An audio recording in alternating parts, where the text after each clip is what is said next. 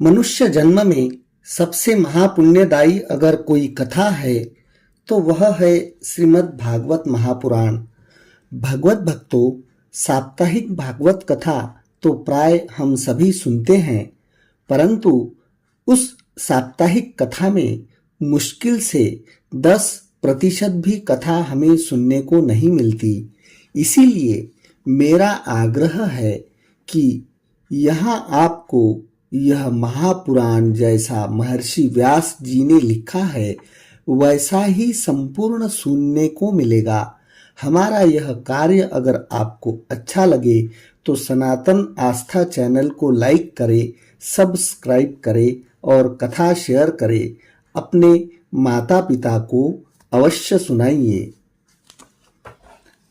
आज इस महापुराण के प्रथम खंड के 11वें अध्याय का हम यहाँ पर पढ़ने जा रहे हैं। द्वारका में श्री कृष्ण का राजोचित स्वागत। सूत जी कहते हैं, श्री कृष्ण ने अपने समृद्ध अनर्त देश में पहुंचकर वहां के लोगों की विरह वेदना बहुत कुछ शांत करते हुए अपना श्रेष्ठ पांचजन्य नामक शंख बजाया। भगवान के ओठों की लाली से लाल हुआ वह श्वेत वर्ण का शंख बजते समय उनके करकमलों में ऐसा शोभायमान हुआ जैसे लाल रंग के कमलों पर बैठकर कोई राजहंस उच्च स्वर से मधुर गान कर रहा हो। भगवान के शंख की यह ध्वनि संसार के भय को भयभीत करने वाली है। उसे सुनकर सारी प्रजा अपने स्वामी श्री कृष्ण के दर्शन की लालसा से नगर के बाहर निकल आई है। भगवान श्री कृष्ण आत्माराम है। वे अपने आत्मलाभ से ही सदा सर्वदा पूर्ण काम हैं। फिर भी जैसे लोग बड़े आदर से भगवान सूर्य को भी दीपदान करते हैं, वैसे ही अनेक प्रकार की भेंटों से प्रजा ने श्री कृष्ण का स्वागत किया। सबके मुख कमल प्रेम से खिल उठे। वे हर्ष गदगद वाणी से सबके सुहृद और संरक्षक भगवान श्री कृष्ण की ठीक वैसे ही स्तुति करने लगे जैसे बालक अपने पिता से अपनी तोतली बोली में बात करते हैं। स्वामिन, हम आपके उन चरण कमलों को सदा सर्वदा प्रणाम करते हैं जिनकी वंदना ब्रह्मा, शंकर और इंद्र तक करते हैं, जो इस संसार में परम कल्याण चाहने वालों के लिए सर्वोत्तम आश्रय है, जिनकी शरण ले लेने पर परम समर्थ काल भी एक बाल तक बाका नहीं कर सकता। विश्व भावन, आप ही हमारे माता, सुहृद, स्वामी और पिता है। आप ही हमारे सद्गुरु और परम आराध्य देव है। आपके चरणों की सेवा में हम कृतार्थ हो रहे हैं। आप ही हमारा कल्याण करें। आहा, हम आपको पाकर सनाथ हो गए, क्योंकि आपके सर्व सौंदर्य सार अनुपम रूप का हम दर्शन करते रहते हैं। कितना सुंदर मुख है, प्रेम पूर्ण मुस्कान से स्निग्ध चितवन। यह दर्शन तो देवताओं के लिए भी दुर्लभ है। कमल नयन श्री कृष्ण जब आप अपने बंधु बांधवों से मिलने के लिए हस्तिनापुर अथवा मथुरा वज्रमंडल चले जाते हैं, तब आपके बिना हमारा एक क्षण कोटि कोटि वर्षों के समान लंबा हो जाता है।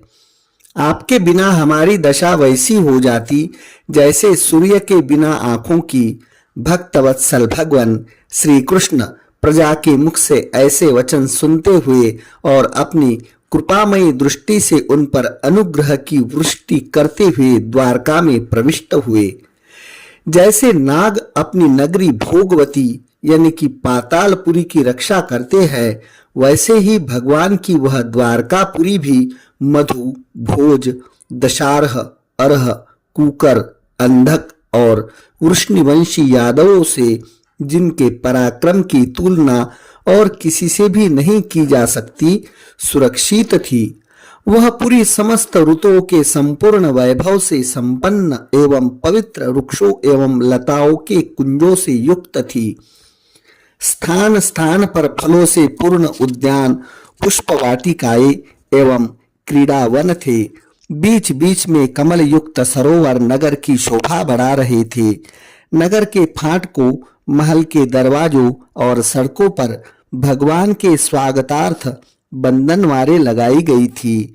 चारों ओर चित्र विचित्र ध्वजा पताकाएं फहरा रही थी, जिनसे उन स्थानों पर घाम का कोई प्रभाव नहीं पड़ता था।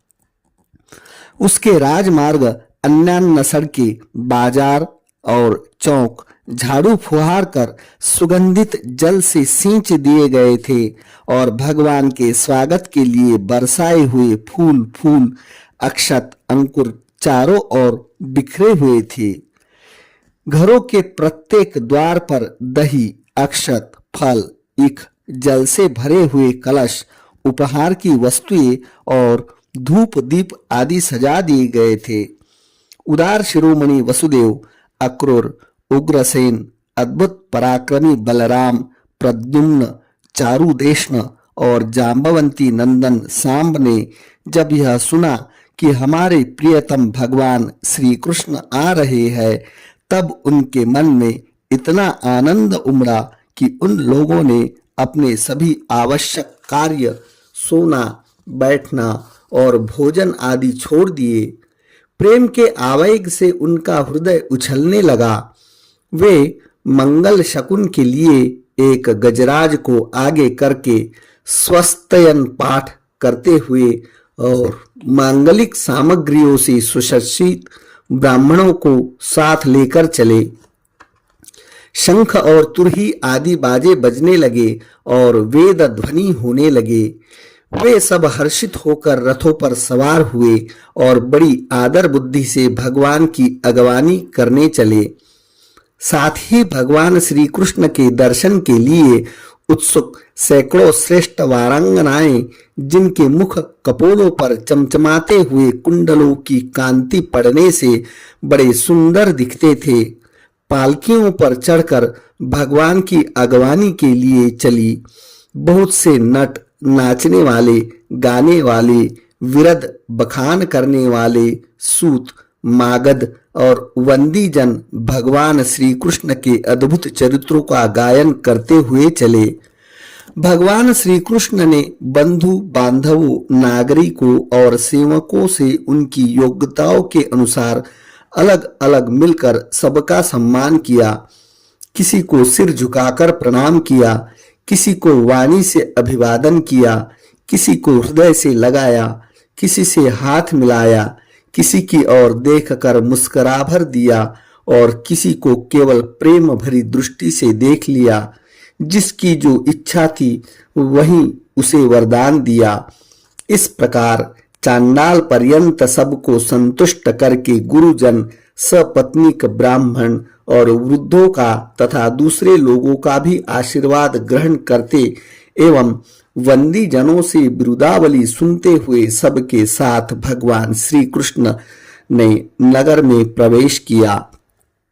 शौनक जी, जिस समय भगवान राजमार्ग से जा रहे थे, उस समय द्वारका की कुल कामिनियां भगवान के दर्शन को ही परमानंद मानकर अपनी अपनी अटारियों पर चढ़ गई।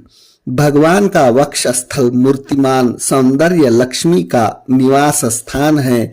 उनकी मुखारविंद नेत्रों के द्वारा पान करने के लिए सौंदर्य सुधा से भरा हुआ पात्र है। उनकी भुजाएं लोकपालों को भी शक्ति देने वाली है। उनके चरण कमल भक्त परमहंसों के आश्रय है। उनके अंग अंग शोभा के धाम है। भगवान की इस छवि को द्वारकावासी नित्य निरंतर निहारते रहते हैं, फिर भी उनकी आंखें एक क्षण के लिए भी तृप्त नहीं होती। द्वारका के राजपथ पर भगवान श्री कृष्ण के ऊपर श्वेत वर्ण का छत्र तना हुआ था। श्वेत चमर डुलाए जा रहे थे। चारों ओर से पुष्पों की वर्षा हो रही थी। वे पीतांबर और वनमाला धारण किए हुए थे। इस समय वे ऐसे शोभायमान हुए मानो शाम मेघ एक ही साथ सूर्य, चंद्रमा, इंद्रधनुष और बिजली से शोभायमान हो। भगवान सबसे पहले अपने माता पिता के महल में गए। वहां उन्होंने बड़े आनंद से देवकी और सातों माताओं को चरणों पर सिर रखकर प्रणाम किया और माताओं ने उन्हें अपने हृदय से लगाकर गोद में बैठा लिया। स्नेह के कारण उनके स्तनों से दूध की धारा बहने लगी। उनका हृदय हर्ष से विह्वल हो गया और वे आनंद के आंसुओं से उनका अभिषेक करने लगी। माताओं से आज्ञा लेकर वे अपने समस्त भोग सामग्रियों से संपन्न सर्वश्रेष्ठ भवन में गए। उनमें 16,000 पत्नियों के अलग अलग महल थे। अपने प्राणनाथ भगवान श्री कृष्ण को बहुत दिन बाहर रहने के बाद घर आया देखकर रानियों के हृदय में बड़ा आनंद हुआ। उन्होंने अपने निकट देखकर वे यकायक ध्यान छोड़कर उठ खड़ी हुई।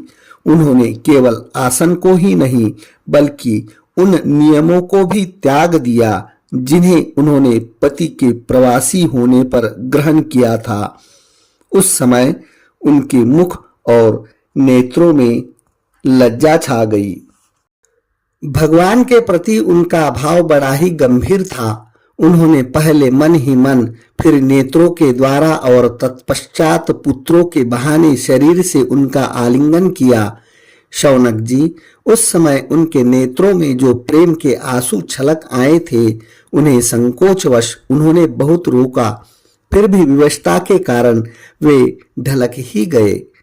यद्यपि भगवान श्री कृष्ण एकांत में सर्वदा ही उनके पास रहते थे, तथापि उनके चरण कमल उन्हें पद पद पर नए नए जान पड़ते। भला स्व स्वभाव से ही चंचल लक्ष्मी, जिन्हें एक क्षण के लिए भी कभी नहीं छोड़ती, उनकी सन्निधि से किस स्त्री की तृप्ति हो सकती। जैसे वायु बासों के संघर्ष से दावानल पैदा करके उन्हें जला देती है, वैसे ही पृथ्वी के भारभूत और शक्तिशाली राजाओं में परस्पर फूट डालकर बिना शस्त्र ग्रहण किए ही भगवान श्री कृष्ण ने उन्हें कई अक्षौहिणी सेना सहित एक दूसरे से मरवा डाला और उसके बाद आप भी उपराम हो गए। साक्षात परमेश्वर ही अपनी लीला से इस मनुष्य लोक में अवतीर्ण हुए थे और सहस्त्रों रमणीय रत्नों में रहकर उन्होंने साधारण मनुष्य की तरह क्रीड़ा की। जिनकी निर्मल और मधुर हंसी उनके हृदय के उन्मुक्त भावों को सूचित करने वाली थी, जिनकी लजीली चितवन की चोट से बेसुध होकर विश्व विजयी कामदेव ने भी अपने धनुष का परित्याग कर दिया था, वे कमनीय कामिनियां अपने काम विलासों से जिनके मन में तनिक भी शोभ नहीं पैदा कर सकी, उन असंग भगवान श्री कृष्ण को संसार के लोग अपने ही समान कर्म करते हुए देखकर आसक्त मनुष्य समझते हैं। यह उनकी मूर्खता है। यही तो भगवान की भगवत्ता है कि वे प्रकृति में स्थित होकर भी उसके गुणों से कभी लिप्त नहीं होते। जैसे भगवान की शरणागत बुद्धि अपने में रहने वाले प्राकृत गुणों से लिप्त नहीं होती, वे मूढ़ स्त्रियां भी श्री कृष्ण को अपना एकांत सेवी स्त्री परायण भक्त ही समझ बैठी थी, क्योंकि वे अपने स्वामी के ऐश्वर्य को नहीं जानती थी। ठीक वैसे ही जैसे अहंकार की वृत्तियां ईश्वर को अपने धर्म से युक्त मानती। इति श्रीमद् भागवते महापुराणे पारमहंस्या संहिताया प्रथम स्कंदे नैमिषीयोपाख्याने कृष्ण द्वारका प्रवेशो नामेकादशोऽध्याय संपूर्णम्।